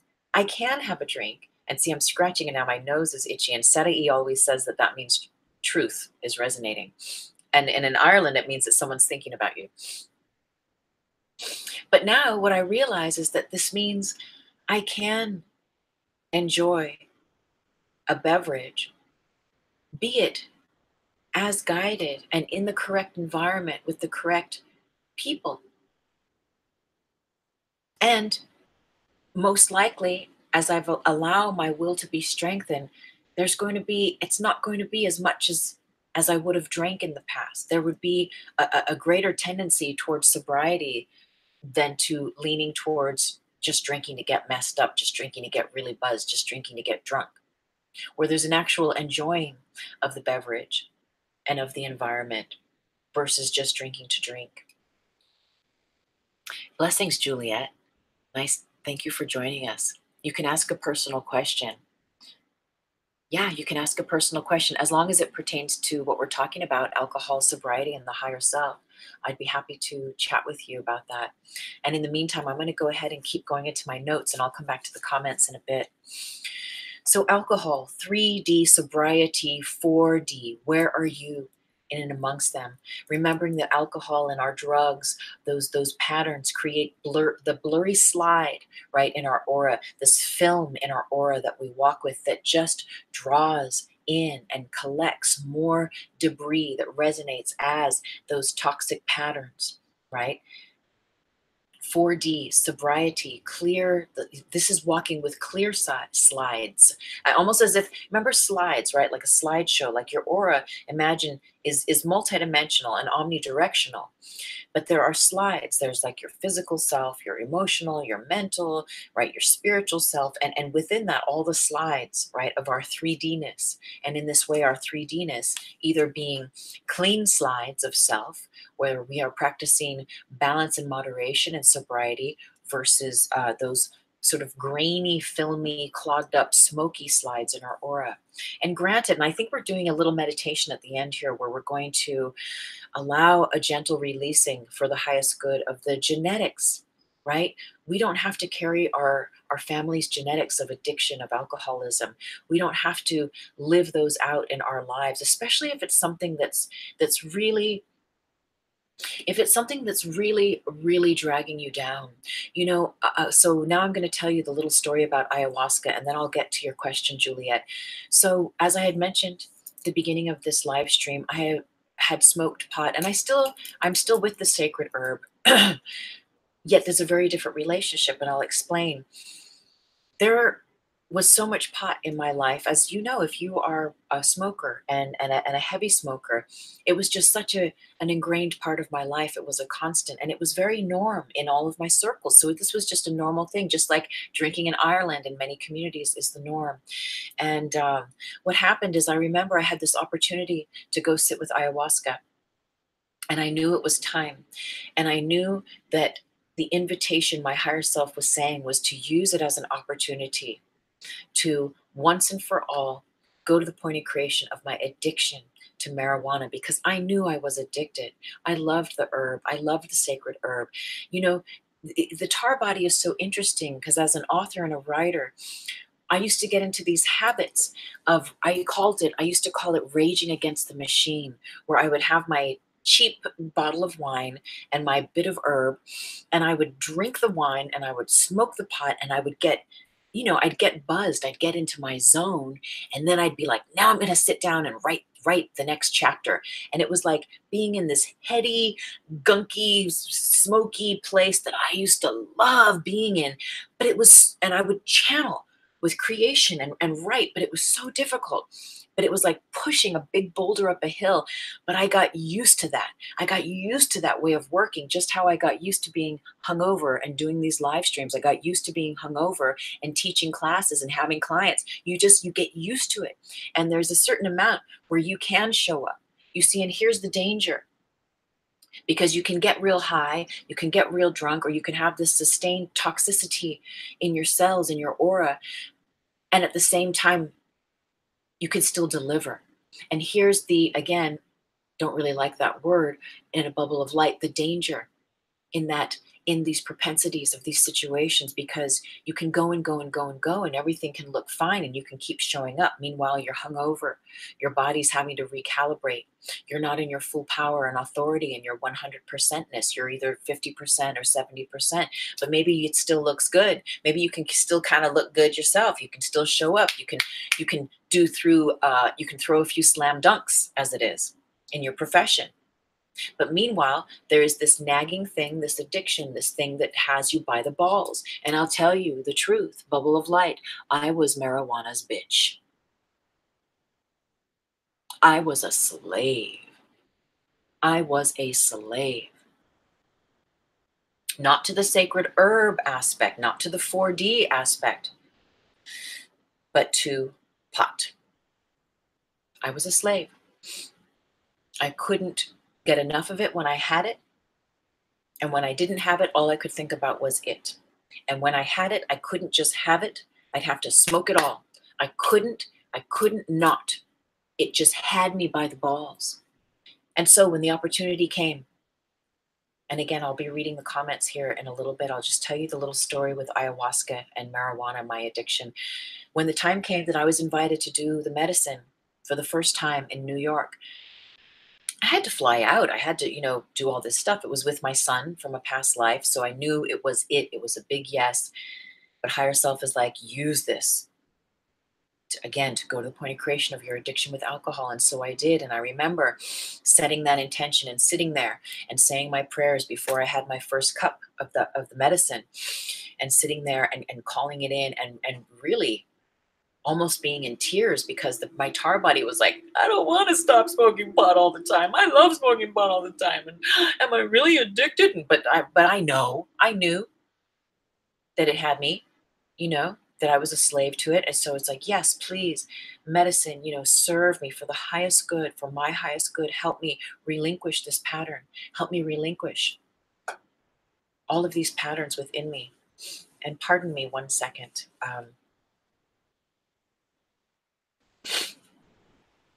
Excuse me. And so I did. So I remember. So I had the first cup, sat there for an hour. Nothing happened. I'm guided to go back. I lean into my son and I say, because he's sitting next to me at the circle, and I say, I don't feel anything. And he's like, how long has it been? I was like, almost an hour. He's like, if you're guided, you can ask her for another cup. You go up to the shaman and you're, asked. And so I asked higher self, and higher self is like, go on. So I go to her, da da da da da. She looks at me, scans my aura. She pours me another cup, and I say, okay, thank you, thank you. I drink it. I'm sitting there. Then things start to happen. Then the miracle, right, of the journey starts to happen. Several hours in, and I'm feeling great, and I'm feeling like whoop whoop, and I'm like in this beautiful land. And several hours in, then all of a sudden, I begin to feel the grids come up of why I'm there. I'm like, oh, because I was having a great journey. I was having a beautiful journey, feeling love and only love. But then there's this realization of like, oh yeah, I came here to do work with this addiction to pot. And all of a sudden, I could feel the nausea. And there was about 20 people in the circle, and there's people all around puking. And I hadn't puked yet. And the cool thing that the shaman did say is she said, you don't have to get sick. It is very common that you might feel or that your body would vomit, but you don't have to. And I really appreciated her saying that. It's very powerful, that paradigm. And so I'm sitting there, but I'm feeling this like, whoa, like feeling like I'm going to get sick. And as I'm thinking about the reason why I'm there and releasing this addiction, I'm feeling more and more nauseous. And that's the exact moment where higher self taps me on the shoulder and says, go ask for another cup. And I was like, 3 cups of ayahuasca? Are you joking me? And higher self is like, do it. And the moment that I was like, oh, I don't want to do it. I don't want to do it. I don't want to do it. I don't want to do it. Anyway, I'm thinking about it. And the more that I'm resisting having that 3rd cup, the more nauseous I'm feeling, the more that I feel like I'm needing to like swallow so I don't puke. And I think in my head, I'm thinking, if I drink another cup of medicine, I'm definitely going to puke. And higher self is like, well, that's what you need to do to get this addiction, to get this film, to get these patterns out of you. That's how this works. Is your willingness to go there, to have that 3rd cup, and whatever miracle that's going to happen from that this pattern, that this stuff be released from you. And I was like, you know what? You're right. Let me get over my ego. Because there was a little part of the ego that was like, oh, everyone else is puking and you haven't puked yet. I had to get the fuck over that. And so I'm like, all right, higher self is like, go. So I go up to the shaman and I actually lean in and I tell her, I says, I'm working on this addiction to marijuana, and my higher self is urging me to come and to have more medicine as it's guided. I do feel like I'm going to puke. I told her a little mini, story about where I was at. And again, she looked me up and down, and she nodded and she poured me like a big full cup. And I was like, okay, here we go. And I was like, I was ready to take it down and to just puke like within 2 seconds after that. And I remember blessing it and saying thank you and saying my prayers. Drank it down, said thank you to her. I go back to my seat and I'm like, I'm ready to blow. I'm ready to puke. And like within a few minutes, this grace descends over me and the feeling to puke completely releases. And I remember I was going, but I'm high as a kite, bubble of light in the realm of with the medicine, right? You drink 3 cups of this stuff and you're in a very different world. And here at the same time. And I remember I was like, higher self, what happened? I thought we were going to puke. And you told me this whole thing that's how I'm going to get this patterns out of me and the toxins and all that. And higher self just leaned in and was like, your little willingness to simply go there and to take the medicine, your willingness to have it be released in that way was actually the medicine that allowed it to undo itself. And the grace is you actually don't have to puke, but you are now rewired. The addiction, the patterns, the slavery, all that stuff that you were, that was to you is now done and gone, and you are now free. And I was like, so I'm never going to smoke pot again? I'm having this conversation, right, and on the ayahuasca. And the medicine said, no, it's not that easy for you. It's not that you're never going to smoke pot again. You will. And you will learn how to use it as a sacred substance. You will learn how to bless it even deeper, how to honor it with reverence even deeper, and to use it with respect. And I was like, whoa, okay. So it's like I'm not being let off the hook completely, where it's like just no more smoking ever and ever again. That's almost easier in a way. when the vortex is open, then to say, okay, I'm going to master this relationship. I'm going to honor it and serve it with reverence. And I tell you, since then, that it has been that. It has completely changed. And so our willingness to meet ourselves there, when we are invited in, whether you're with ayahuasca, whether it's in a meditation, you're journaling, and higher self comes through and says, hey, kid, the vortex is open. I'm holding out a hand to you. If you would meet me here, I can help carry you and give to you that strength and that fortification to see it through. How do you know? Juliet asks, how do I differentiate my critical self to my higher self? Your critical self and your higher self. There is a voice of the mind, and there is a voice of the heart, Juliet. And your critical self. Now, maybe you can define this with a little more clarity if I'm not speaking specific to what you mean, to what you're questing.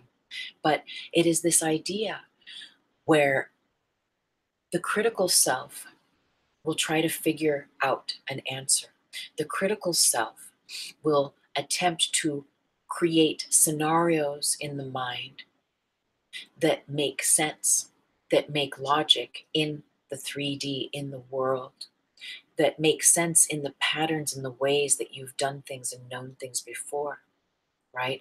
Your higher self will simply offer the answer. It will simply gift you a stepping stone as a means and a way to align yourself with it, as a means and a way to hear it with greater clarity, to align with that energy. Usually, the critical mind, the critical self, is the voice that speaks loudest. And the higher self is the voice that whispers, that speaks the softest. And in many spiritual teachings, you'll hear this idea. And I believe because it is so. And in my experience, it is so also. And maybe you've had this experience where we all have that, right? It seems that this is a part of our training here in this world and on this planet, in this 3D variable of being. Is the mind, is the thinking mind, is the talking mind. And are the thoughts even yours? And where are these thoughts coming from? But it is those voices that we hear, and a lot of them may be coming from our subconscious or from outer sources, from our own thoughts that we have on repeat about ourselves or the world around us. Those are the ones that we hear clearly. When we meditate on a regular basis, what happens is those voices and those sounds, they'll still be there, but the peace and the silence and the quiet begins to become equilibrious with those voices. And all of a sudden, there's a separation of the critical mind, of the thinking mind, of that logical mind, of figuring, of controlling how things need to work out. How am I going to get around this addiction? How am I going to figure this out? And there's nothing wrong with that. Yet, on the other side of that, on the balance, is that voice of the higher self, the voice of God, the voice of love, the voice of your wisdom self that knows how to guide you along the perfect path for your highest good. And that highest good is always going to serve the higher good of everyone else. Yet that voice speaks softly. And so we meditate, we pray, we go into nature, we do things in our lives that create the correct conditions whereby we can hear this voice, the voice of the higher self. And again, it's generally going to be a softer, quieter voice, and it will speak less. It will tell you truth and offer you guidance in ways that is less complex. The mind, the critical mind has a lot of fancy ideas and the ways that it needs things to be in order for it to work. The higher self will give you one word. It'll give you a phrase. It'll give you a mantra. It'll give you a vignette of a vision or something, a feeling. It will gift you a feeling that'll be very clear and succinct and very simple. The critical mind will be complex. And so I pray that that serves you in navigating your ability to clearly connect with higher self. And I just want to say, everyone, that I do have, if you're not a subscriber to my actual website, I'm redoing my website now. I'm so excited for this, but there is a subscribe page. If you go to my homepage, tuesdaymaythomas.com, my link is down in the show more box, and you subscribe to my website, you receive my monthly love letter into your email, but also you receive a book, a little mini book of mine called The Higher Self Blueprint of Mastery. And there are some very simple aspects in there to help you navigate and align with what it means. Who your higher self is, what your higher self is, and how to recognize it. So I invite you, Juliet, if you are at all guided to join, that you can receive that. Now, also that book is available at iBooks for download as a free mini ebook download. So you're welcome to download it there as well. So again, I pray and I affirm that that serves you. Yes, Will, it is a great question. J Ma, all I can do is be me, whoever that is. Exactly. Exactly. Well, you know, and this is it. We are us. You know, and on this show, I am simply sharing what I have had of my experience for those that are in resonance. You know, maybe not every 4DT you're going to watch and it's going to be specific to you. Maybe it is. But I am guided to just share and to paint a much larger picture and a spectrum of what has served me, because my whole life has changed as I have relinquished and allowed my relationship with alcohol to change. Again, there's a supernatural power in sobriety that I have amassed. Now, it doesn't mean that I don't smoke the sacred herb anymore. And it doesn't mean that I won't enjoy a drink from time to time. Yet there is such a clarity now that is resounding and allowed to be in resonance through every cell of my being. You see, when we honor those voices of higher self and it says take a break from smoking pot for a week, or even just don't drink wine. I have plenty of students and friends where their higher self has come in and has guided them to take a 30-day detox from wine or from caffeine or whatever it is. But since we're talking about alcohol specifically, we can include drugs in that. You know, has your higher self, has a higher guidance ever come in and invited you to explore that? You see, because who are you? Who are you without that film in your aura, without that toxic layer in your aura? Who are you when your body is allowed to rest and digest, when you can rest in the sympathetic nervous system? Who are you in perfect health? Who are you in your divine clarity? When higher self is constantly breaker, breaker, 10-4, this is higher self, and you're like, I read you loud and clear. And higher self then becomes a constant. It becomes a constant voice working with you. In my little book, Higher Self Blueprint of Mastery, I talk about Jiminy Cricket, like in the Pinocchio movie, where Jiminy Cricket is always with Pinocchio. And it's that voice it's your conscience, right? In this 3D, it's your conscience that's saying, like, yeah, you found a wallet and there's an ID and there's money in it and you're Jiminy Cricket.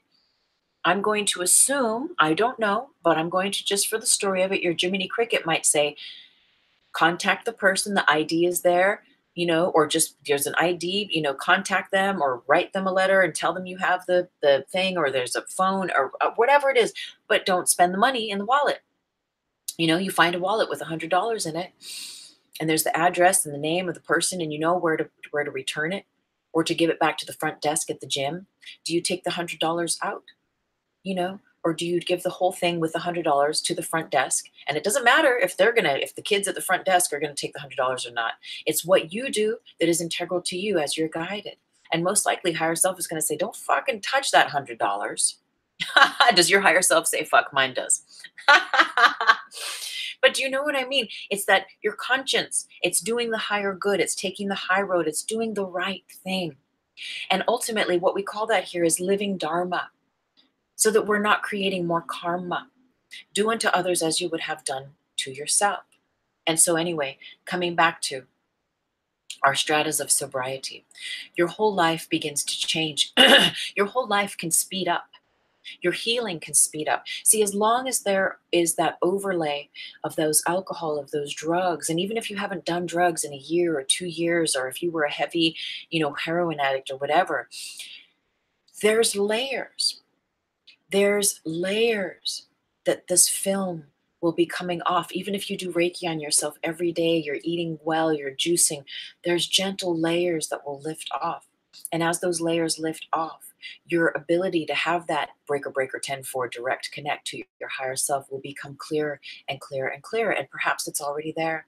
And perhaps you are one of those people that can drink a bunch and smoke a bunch and do cocaine, and your higher self is like really loud and right there anyway. But are you listening? And beyond that, are you listening, and are you taking into your stride the divine guidance that is guided? Because higher self always has your back.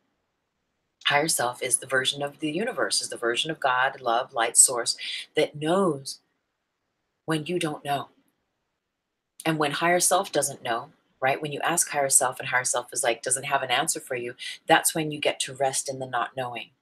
And you get to just trust. You get to activate that mystic power of trust and allow for the highest good, and trust and lean into that you are always provided for in the most blessed and high ways.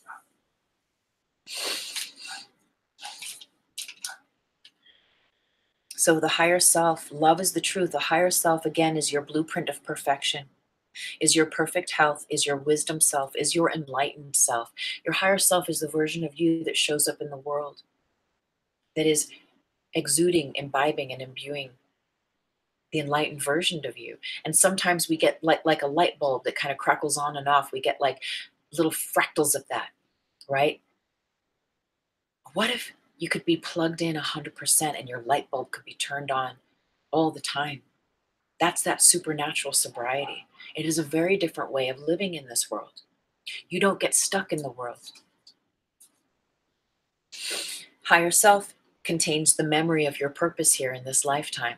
And as long as we're full of those toxins, it is very difficult to have that clear connect with what is purpose. And or if you know your purpose and you still can drink a lot of alcohol and smoke a lot or do a lot of drugs, but you know your purpose, there's that possibility then with those layers of toxins in the aura and in your cells and in your body that there is actually more to your purpose, that you are not reading, you're not picking up on your scanner inside and outside of yourself, even if you do meditate, because there's only so, because you see, those layers of toxins create a density in your aura.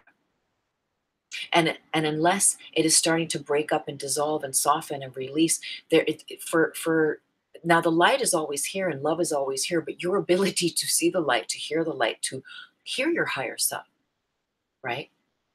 Yes, it takes practice. It doesn't have to, but it can take practice.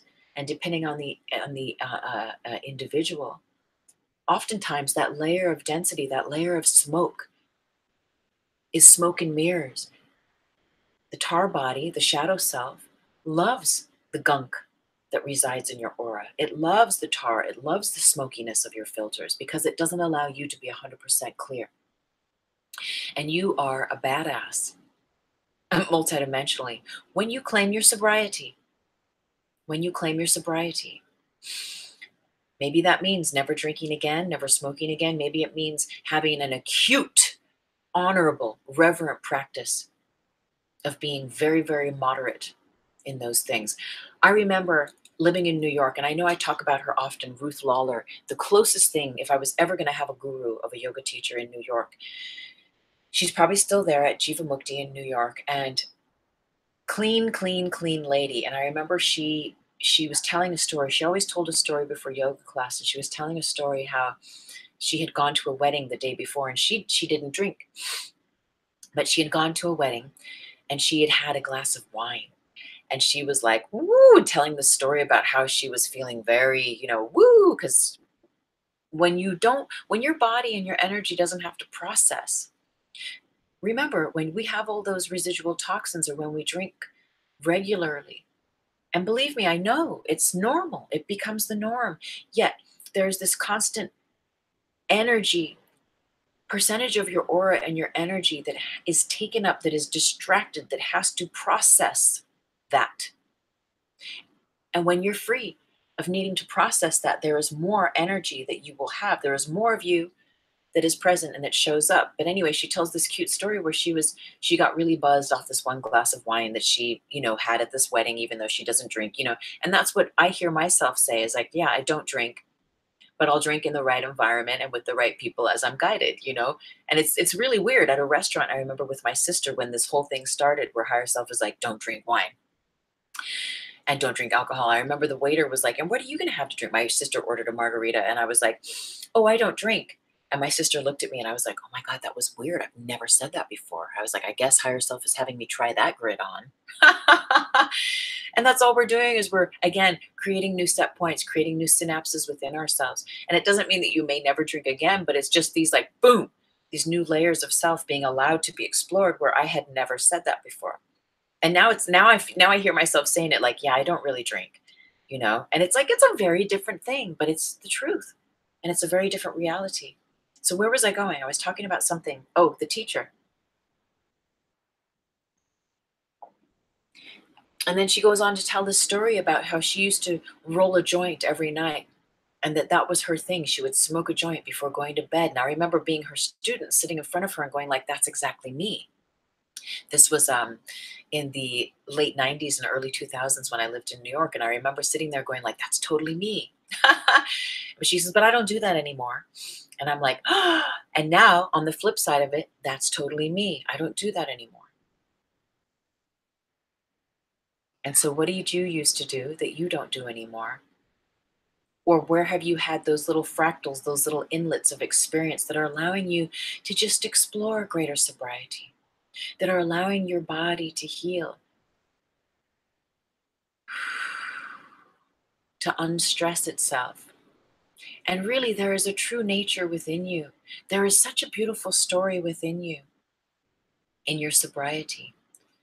Again, your higher self holds the memory of your purpose. And as long as we're still filtering and detoxing and uncluttering, and which is a process, and there's no right or wrong, and there's no like, well, you should have been there by now. It's nothing. We're not saying that at all. It's just that to be gentle with ourselves and know that it is a process.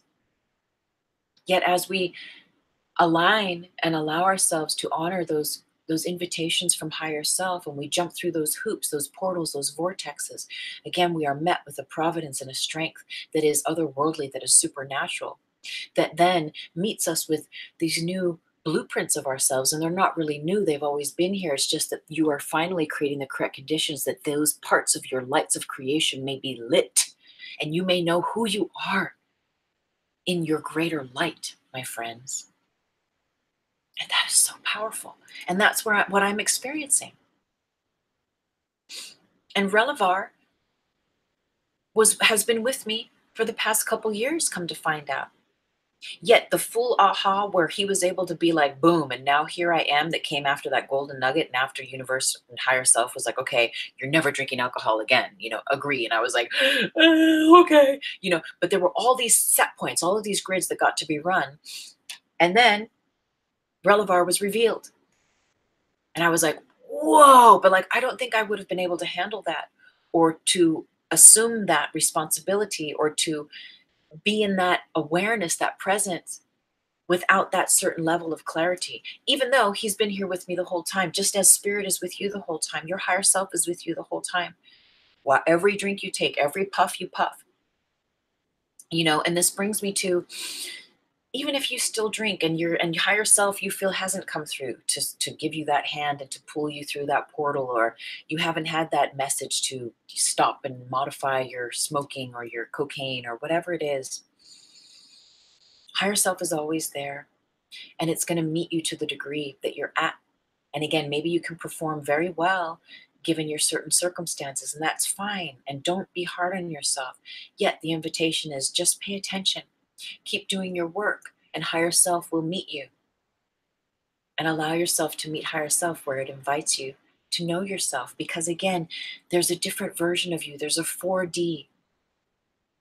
There's a Christ consciousness. There's a God consciousness. There's a love and light consciousness.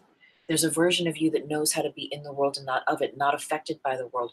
All of those tars, all of those residual toxins hold in the residual toxins in the tars. Hold in the memory of pain, of fear, of shame, of blame, of victimhood, of all that stuff. And as we release those patterns of addiction to the alcohol and to all of those substances and claim our sobriety, all of those things are allowed, under grace, to be released, to be disappeared, to dematerialize. Your DNA, your genetic codes, your structurings are allowed. They're like, phew, they're allowed to recalibrate. And again, allowing those memories of your purpose, of your higher purpose, of your higher self, of what you're here to do and be and embody, become activated. Now, on a side note, I know this week's tarot, I'll come back and I'll put a few links up top. This week's tarot, well, not every week, but every 12 or so days, I do a tarot reading. Here, you can check out the tarot playlist. And this week's one was pretty deep, because there's a lot of talk about this higher self and about purpose and really releasing the past so that you can be fully in your present, and understanding that the toxic layer, whether it's the smoky filters from smoking pot all the time, whether it's from just the aggregate of alcohol, of the residual filminess in your aura, that is, that's the past you. And as long as you're walking vibrationally in this world with the past you in your aura, you are going to draw more past you into your now.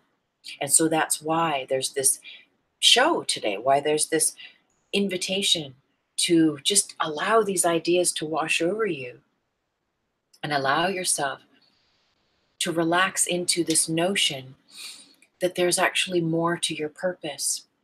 And perhaps, so anyway, my point is that I believe next week's 4DT, we're going to be doing, I wrote it down, your hidden purpose when your calling isn't manifesting. Because often we feel like, well, I've been a good boy, I've been a good girl, I'm not smoking pot all the time, I'm paying attention, I'm doing my meditations, I'm showing up for this, I'm showing up for that, I'm apologizing, or I'm placing love. We're doing all this stuff, and then we might be like, but so why isn't my purpose showing up? Why isn't that vision that's in my heart? Why isn't this manifesting? Well, there's deeper levels, and I feel again that this week's tarot reading was pretty firm in calling us to release the past, because again, there are these hidden messages, there are this hidden purpose.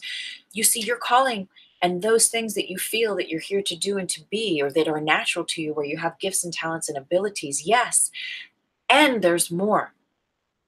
And that's what we're going to talk about in next week's 4DT. And there's more, and that more is allowed to be revealed in your sobriety, my friends, my community that I love you. I love you so much. So again, you can be spiritual and drink, you can be spiritual, and smoke pot and smoke cigarettes, and you can have all that. You can have a relationship with your higher self and be a drug addict. Yes, I've known many of them. You can be a work in progress, and it's okay. So don't feel that here we're saying that you need to all of a sudden go and fully relinquish all this stuff, unless that's your calling and that's your path and you're ready to, then more power to you. But it's okay if you're not there yet. So again, alcohol requires a certain amount of your energy just to process it. Pot every day requires a certain amount of your energy to process it. If you're a regular pot smoker and you stop smoking pot for a few days or a week, that you're like, there's like, whoa, you have like this, it's a very different world. It. It's a very different world that abides. Now, also, where there is a release of these pots, of these drugs, of these alcohol, of this accumulation in the aura, your kundalini is allowed to activate.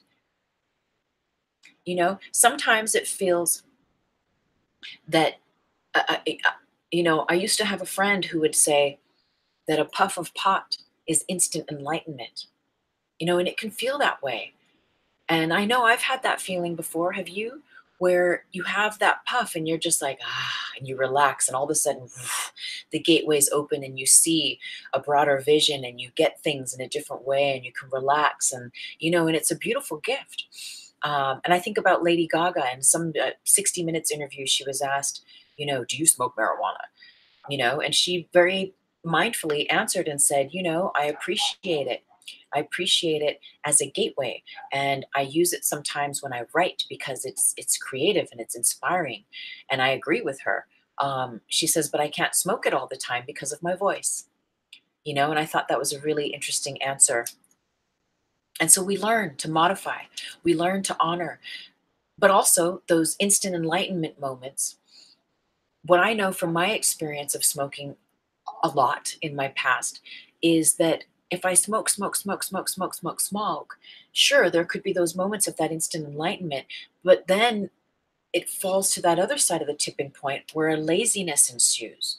And was what was once this clear, sparkly, like aha from the sacred herbal medicine becomes this like exhausted, stagnant, bloated, just stuck version of myself that is not who I am in my truth and my light and my clarity. It's not my full power and authority.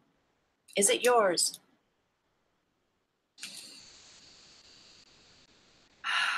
So, the tar body loves to make it hard, right? Again, like I told you, I used to create in that way where I'd drink a bunch of wine and smoke a bunch of pot, and then I'd be like, okay, I'm gonna write a book.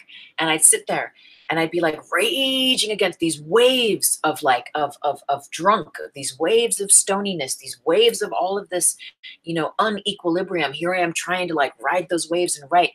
And that was a thing for me. I was addicted to that experience of getting fucked up and then like plunging in and being an author in that crazy, hazy, smoky, drunk zone.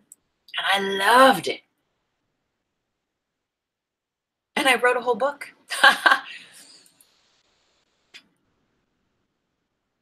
I wrote my first book like that. And it might have been appropriate because there's a lot of LSD, there's a lot of addiction, there's a lot of things in this book, The REIKI Apprentice. The link is down below if you're interested. And maybe that's just how I had to do that for that book. But I remember being addicted to that, you know? And now I know what it feels like to get on the other side of that.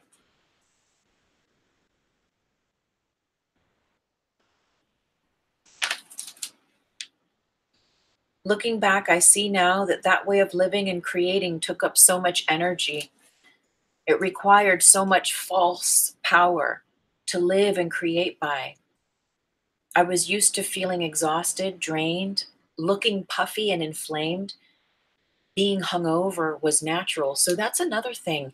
A lot of people have told me, again, even if you just go back, I don't know, 10 or 20 4D Trinities ago of this live stream, people have told me that I look completely different since I've stopped drinking alcohol. And they don't know that I've stopped drinking alcohol, but I can see it. My face has changed. There is a certain puffiness. We get inflamed. The body becomes inflamed when there's just a consistent level of alcohol in our body system. And we get puffy in our body, in our cells, in our skin, in our layers. And I know that my body has completely begun to change. My face has begun to change. Even my grandmother the other day said, your face is totally changing. For your 93 grandmother to tell you that, it is. It's true. You begin to change. And not only your physicality, but your chemistry. And again, you start to relax. You start to know who you are outside of this version of yourself that is constantly hungover. I mean, I used to constantly have the shakes. My body was so needing to constantly recalibrate itself in the light of being hungover that I never knew who I was, just clean. And then I'd have those 1 or 2 days where I would be sober, even though I still had the residual filmy, grainy, gungy stuff in my aura from all the alcohol. But I remember, and I'd be like, oh, this is what it feels like to like have more energy and to not have a hangover and to not be cloudy in my meditations and to actually feel like in a different way, and now that's every day.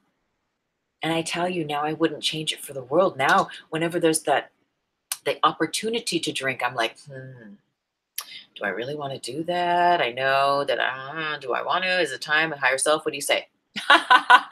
So it's very, very interesting because that feeling exhausted and that all of that stuff, that recalibration, again, that's the parasympathetic nervous system. That's us in the stress mode where our body is not at rest, not in the rest and digest, not in the sympathetic, pardon me. We are either in the parasympathetic nervous system where your body's at rest, where you're not in stress mode, or you're in the parasympathetic where your body's in stress mode. And just that daily diet of alcohol, the daily diet of not having the body mind in a harmonious continuum, causes the body to be in that stress mode.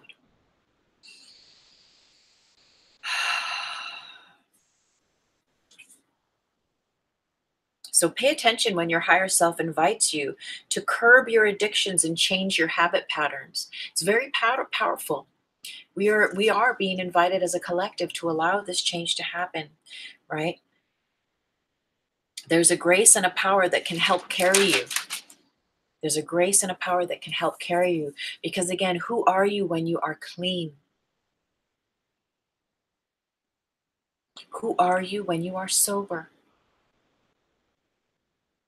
Who are you when you are at peace? Okay? And it is a calling. If it's not your calling to enter that gateway, if you haven't been called to enter that gateway of sobriety at this time, or to just explore it, maybe your higher self is also saying, I have a dear friend in Ireland where she's like, whoa, my higher self came through, and higher self is just saying like, stop with the alcohol, just like how it happened to me. And I'm like, no way. And her higher self is just basically saying like, no drinking, no drinking. And she's saying, okay, she's like her New Year's thing. She's going with it. She's like, okay. And so I'm so curious to know if her higher self is going to do the same thing to me, where it just was using that and our agreement to say, okay, to run a whole bunch of new grids and synapses within us, so that now we have this scaffolding, this power, this like franchise and network of strengthened ability to say no to alcohol, where we would have said yes, yes, yes, yes, yes, please more, another drink, another drink, another drink. You know, that was just the norm. I'm so curious to see how her healing in that realm will unfurl. Okay. And if it's not your calling, if higher self isn't tapping you on the shoulder at this point and inviting you to be sober, like my story at the very beginning, where I was very, very drunk and very, very stoned, and higher self still gave me Kundalini activations, still used me to do healings in hospitals. Spirit will use us no matter what. So be gentle on yourself. It is a process. It is a process. Be gentle on yourself. There is healing to do, yes, if there is an addiction. And there is more of you to discover. Yes, if you have a smoky aura or a grainy film, right, of that alcohol. And it's in stages. And here I wrote this morning, alcohol and the lack of sobriety will put you in perfect places until it's time for you, until it's time for you to be in that perfect place. I do have an affirmation. I wanted to show you one more picture because I think it's funny. This is how I spent the past couple years when I drank wine all the time. Although I'm a good meditator, no matter how much of the substance I would be taking in over time. But this is a funny thing that I had Instagrammed ages ago. When you haven't meditated for weeks and all of a sudden you don't know who you are or what the fuck is going on. And I think it's funny though, because if you look at her, it's a Barbie doll face. But if you look at her, I mean, that's how, like, I still had my third eye, but my third eye was just askew, you know? And so you still have your spirit, higher self is there, but like, you're just kind of rusty.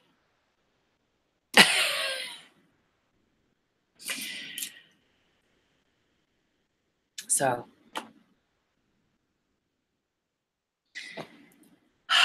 my friends, I have a affirmation that was given from my higher self for this new year. And again, it doesn't mean that I'm not going to, with honor and reverence, be with the sacred herb from time to time. It doesn't mean that I won't enjoy an alcoholic beverage from time to time as guided. But the affirmation is, I claim my sobriety. And if that resonates with you, please use it. I claim my sobriety. And maybe it means you go 100% clean right away, and maybe it means there's stages, or there's a new balance, there's a new set point for you to be with. But whatever it is, if that resonates with you, you're welcome to it. So let's just take a final moment and we'll drop within and we'll see what spirit guides for our closing meditation. So Allow yourself to take a moment and take a breath in and out.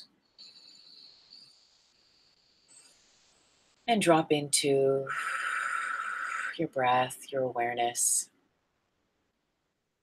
into your body. Connect with your higher self. And if that's a new idea for you, just ask. Ask that you may be connected to your higher self and know that it is done. We're going to imagine this beautiful connection with higher self, this clear line of communication, that it is done. And we're going to take 2 more breaths. And as we breathe, we are going to strengthen and clarify that connection with higher self, taking a breath in and a breath out and a breath in and a breath out.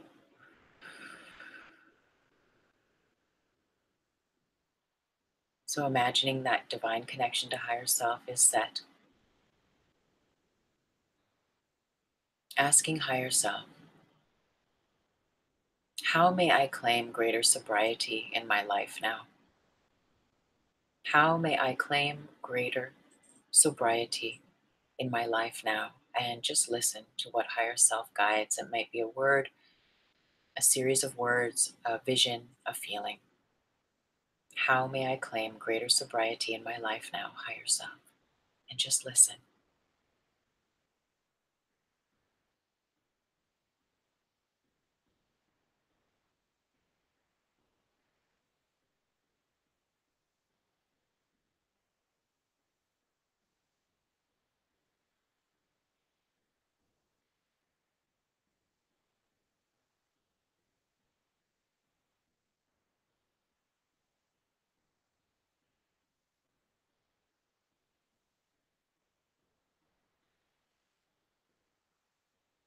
And allow that vision, that feeling, that word, that very simple, gentle whisper, that knowing within yourself,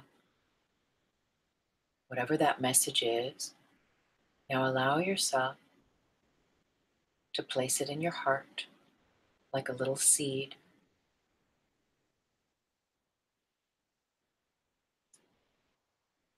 We're going to water that seed. We're going to water that seed with the breath. And we're going to imagine as we breathe in that we're watering that seed, and as we exhale, that seed begins to gently grow little roots, maybe sprout, little sprouts, little branches, little leaves. And we start to allow that message we received. How can I experience greater sobriety? How can I practice greater sobriety in my life now, higher self? We allow that seed to be planted in our heart, and we spend these next 3 breaths in allowing that seed to gestate within us for our higher good. And also, we allow ourselves to become attuned to this vibration, to this feeling of how it feels to have that seed of vision, of word, of feeling within us. So let's take those 3 breaths. Take a slow, deep inhale right into your heart. And as you exhale through the mouth, imagine those little roots beginning to gently sprout forth. And we'll take another deep inhale, watering that seed in your heart. And exhale, maybe those roots gently growing deeper, maybe little sprouts sprouting from this seed. And we'll take one more breath, watering that seed in our heart. Seed of wisdom from your higher self. And exhale, maybe little sprouts growing, little branches, little leaves.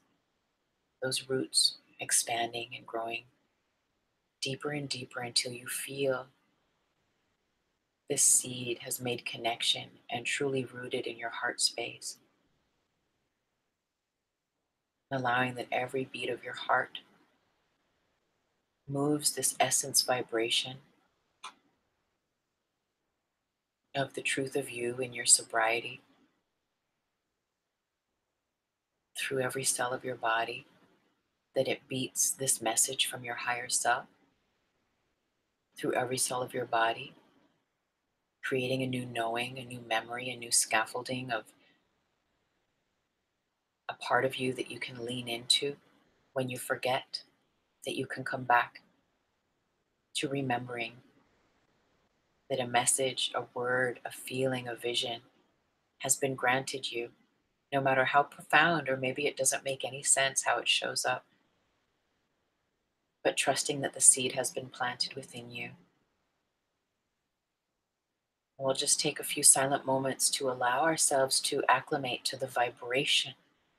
It's a different vibration, to this different, this clean, this sober, the sober vibration. And in fact, I'm receiving the message that we ask our higher self, that we ask our higher self, that we ask our higher self to bestow us to the degree that serves our higher good with the vibration of our true sobriety now, to the level that we may be served, that will gently influx, connect, and integrate with our aura, with our energy, with our consciousness. All of those grids, all of those patterns, those beliefs, those structures that we are ready to receive that serve our higher good in the way of aligning with sobriety, with our higher self. We ask now that that vibration, those vibrations become activated through us, within us, to us, and for the higher good of ourselves and for all. And we'll sit now in these vibrations, feeling this in your aura.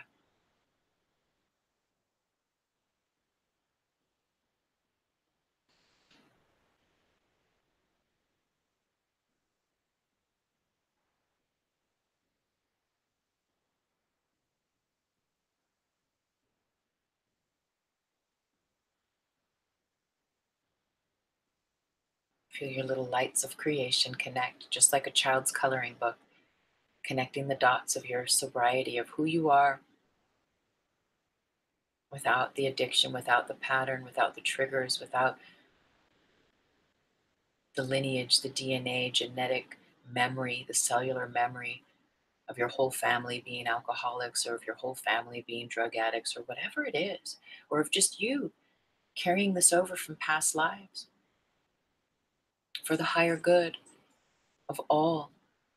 Universe, go to the point of creation. For everyone who's contributing now to this meditation, for all of us, for all like beings, for the higher good, go to the point of creation of our addictive patterns with alcohol, with substances, with drugs.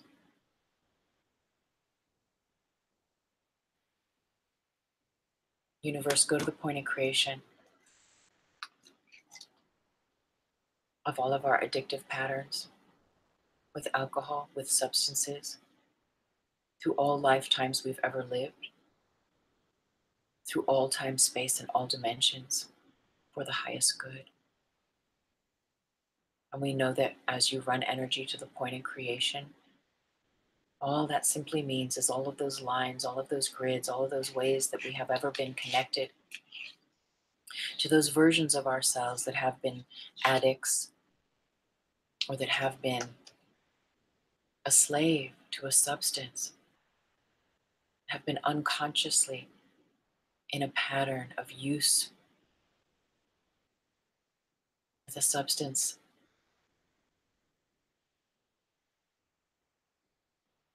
that simply keeps us a little further away from our truth, a little further away from our light shining just as bright as it really and truly can.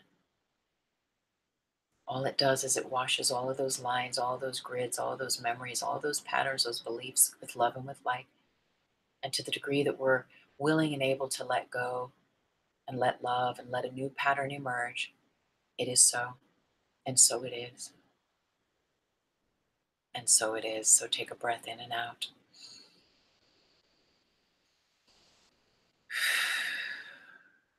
Take your time to slowly blink the eyes open, bring awareness back to this space. I claim my sobriety through all time, space, dimensions, through all lifetimes I have ever lived. I claim my sobriety.